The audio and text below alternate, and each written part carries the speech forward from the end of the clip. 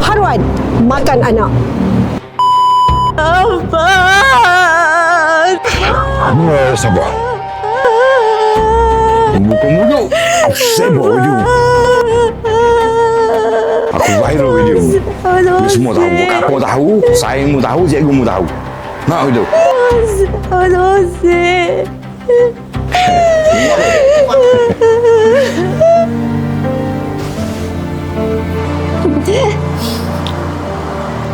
Mak. Apa dah? Ini nak ya benda ni, Mak. Apa gak Miram ni?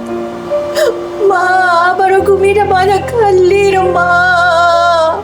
Ya Allah kau ni Mira. Mak, Jangan, mu jangan nak cerita Mira. Jangan nak cerita. kali Mak tergaji dah percaya ke ya, Mak. Mak tergaji ke percaya. Mak tak percaya Mira. Hamba tercuru Mira. Kali dah buat gini Mira. Mungkin cik nawak ni. Mau tak percaya ni ha. Banyak kali dah. Udahlah. Aku viral videomu. Ni semua tahu. Apa tahu, sayangmu tahu, cikgumu tahu. Apa di sini ni? Aku tak kuat dah, Kira.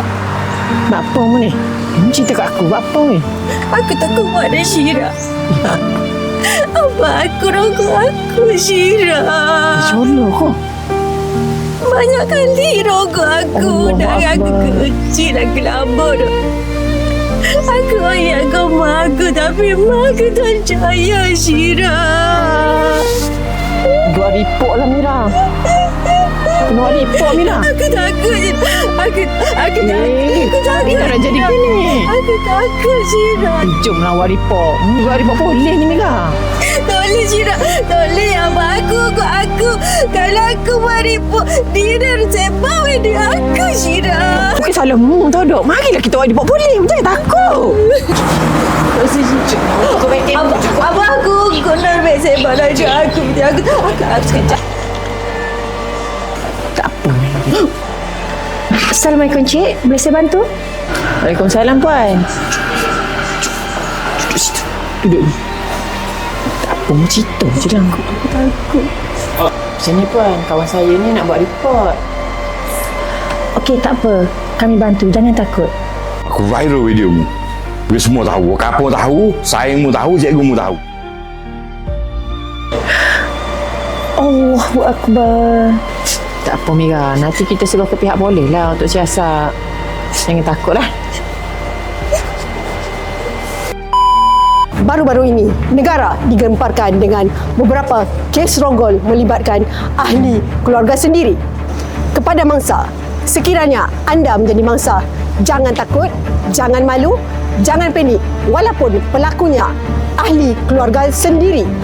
Segera laporkan kepada pihak polis. Anda berhak mendapat perlindungan dan keadilan. Perbuatan merogol merupakan satu kesalahan serius di bawah Seksyen 376 Kanun Kesesahan. Sekiranya disabitkan kesalahan, ia boleh membawa hukuman penjara dan juga sebatan. Kepada ibu bapa, sekiranya anak-anak mengadu menjadi mangsa rogol dan gangguan seksual, dengar, percaya dan bertindak segera. Jangan abaikan rintihan anak. Segera laporkan kepada pihak polis. Ingat, nafsu tidak mengenal usia.